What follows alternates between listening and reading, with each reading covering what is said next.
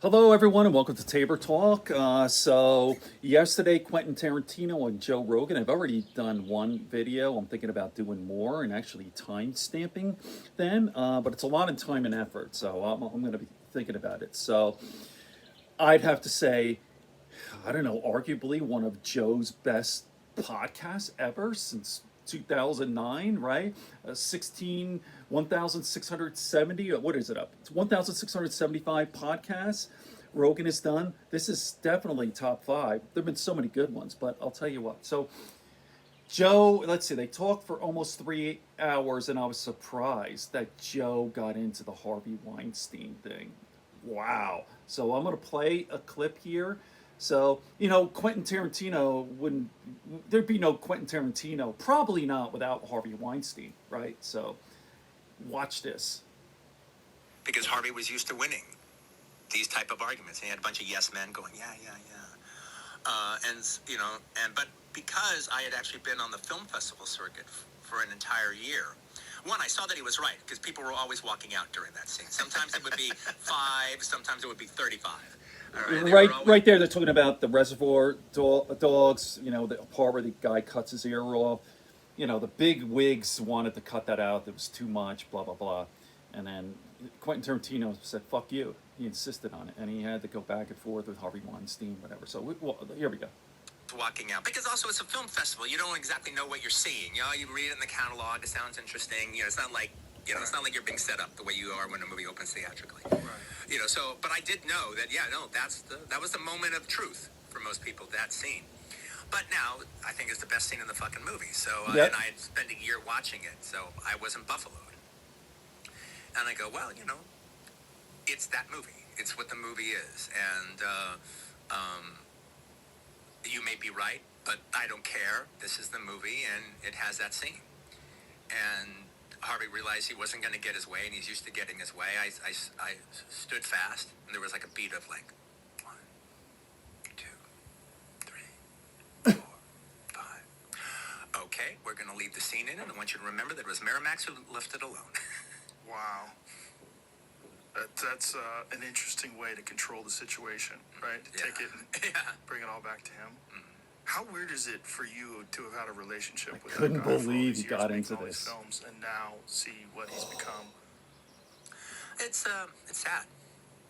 It's sad. He was like, he wasn't just this guy who financed my movies. He was, kind of like a father figure. I mean, he was kind of a fucked up father figure, but that's most people's fucking father. Yeah. It really is sad, boy. But he was like, he was involved in, my professional life for like a long, long time. So it's like he'll never get out the prison.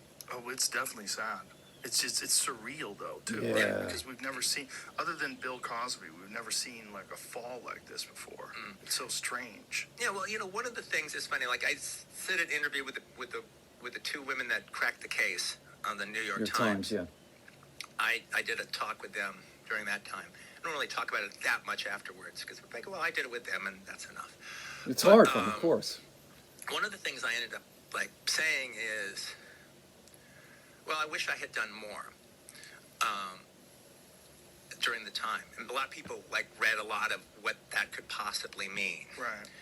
Well, actually what it means is I wish I had talked to the guy.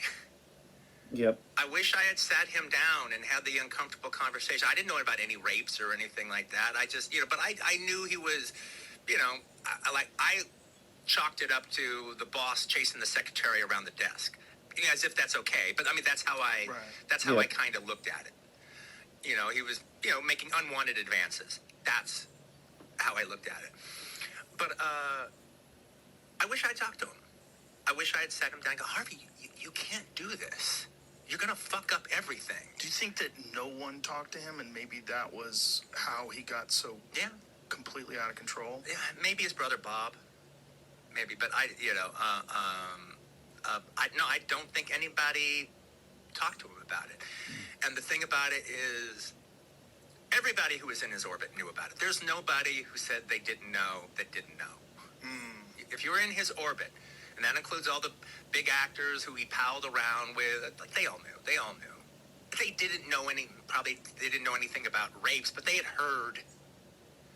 Yeah. They had heard things. they had heard about him just you know, putting the bite on somebody in a limo or something. The story of the rich, powerful producer and the actress who wants to be in films is a story that's as old as film itself. Yeah. Okay, I'll pause it here. Obviously, you have to watch the whole podcast. So there you go. I mean, it really is a sad story. I know Harvey Weinstein's a piece of shit, but this guy, how many is he getting? Like, he's never getting out of prison. All this, but the thing is, like, what? I don't want to really get into this, but there's a difference between, I guess, like maybe he was super aggressive. I guess he was raped. I don't know all the details. I actually just ordered the book that they were referring to. There's two investigative reporters from the New York Times who broke the case.